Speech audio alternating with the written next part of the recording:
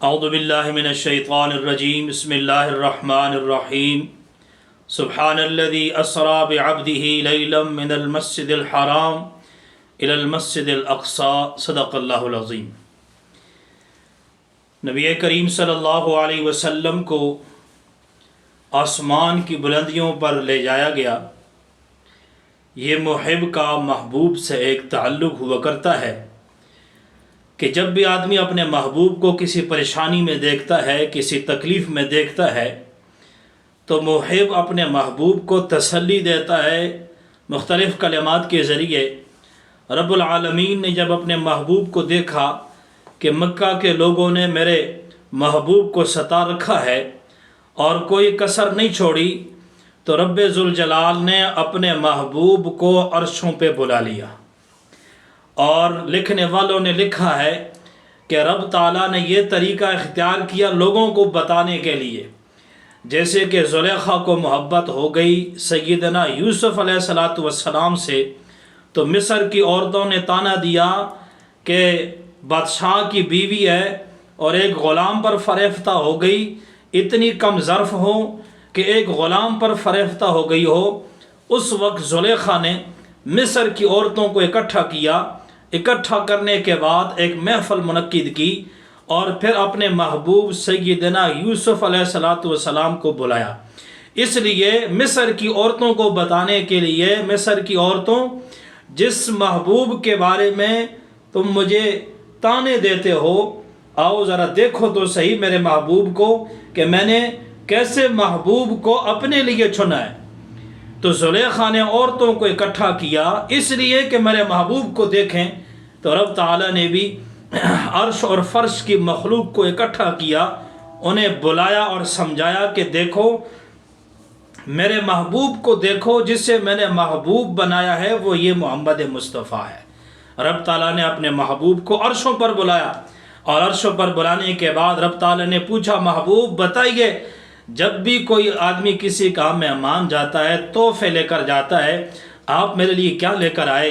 نبی کریم صلی اللہ علیہ وسلم فرمانے لگے، رب تعالیٰ تیرے خزانوں میں کس چیز کی کمی ہے کہ میں تحفے لے کر آؤں؟ رب تعالیٰ فرمانے لگے میرے محبوب کچھ تو پیش کر دیں۔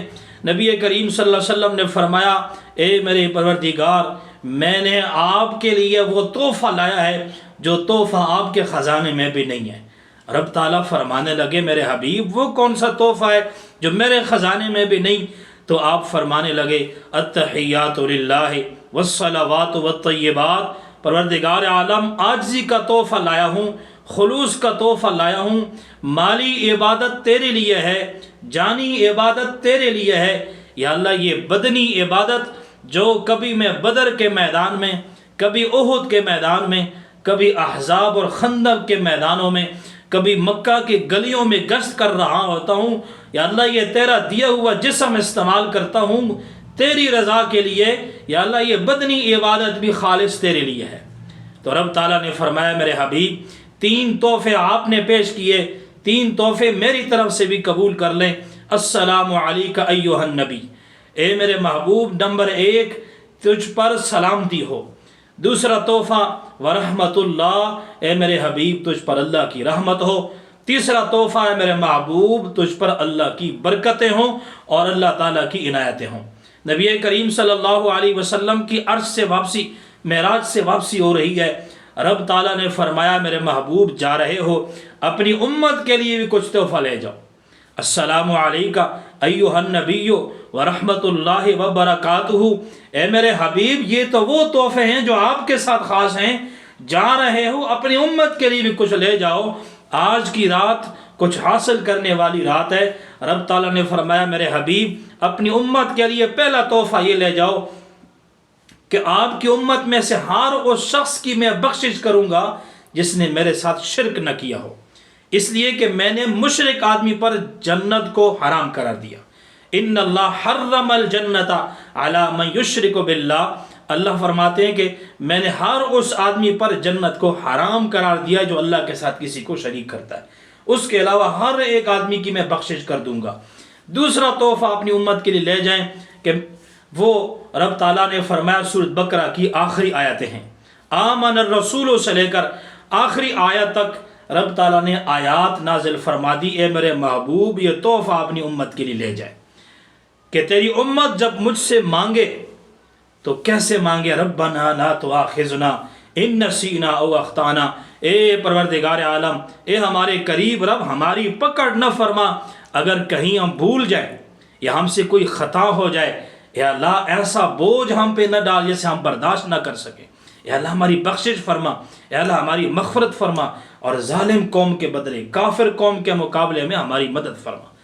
اور تیسرا تحفہ جو رب تعالیٰ نے اس امت کے لیے بالخصوص بھیجا ہے وہ ہے نماز۔ رب تعالیٰ نے فرمایا میرے محبوب اپنی امت کے لیے 50 نمازوں کا تحفہ لے جائیں۔ سیدنا موسیٰ علیہ السلام سے ملاقات ہوتی ہے، آپ پوچھتے ہیں اے محمد مصطفیٰ تحفے میں کیا ملا؟ فرمایا 50 نمازیں۔ موسیٰ علیہ السلام فرمانے لگے میری امت 2 نمازیں نہیں پڑھ سکی، آپ کی امت 50 نمازیں کیسے پڑھ سکے گی؟ دوبارہ جائیے عرض کیجئے کہ نمازوں میں کچھ کمی ہو جائے۔ نبی کریم صلی اللہ علیہ وسلم 9 مرتبہ آئے اور پھر رب کے حضور حاضر ہوئے، 45 نمازیں معاف ہوئیں، 5 نمازوں کی فرضیت باقی رہی۔ رب تعالیٰ نے فرمایا میرے محبوب نماز 5 فرض ہیں، ثواب 50 نمازوں کو دوں گا۔ اس تمام تر بیان کا خلاصہ یہ ہے کہ جب بھی مسجد کی میناروں سے اللہ اکبر کی صدا کی آواز آئے، مسلمانوں یہ سوچ لو کہ رب کے اس تحفے کے قبول کرنے کا وقت ہے۔ پھر دل چاہے تو قبول کر لو، دل گواہی نہ دے، دل تسلیم نہ کرے، تحفے کو قبول نہ کرو۔ ہمیں چاہیے کہ اس موقع پر ہم ان 3 تحفوں کو جو رب تعالیٰ کی طرف سے ملے ہیں قبول کر لیں۔ رب تعالیٰ عمل کی توفیق عطا فرمائے۔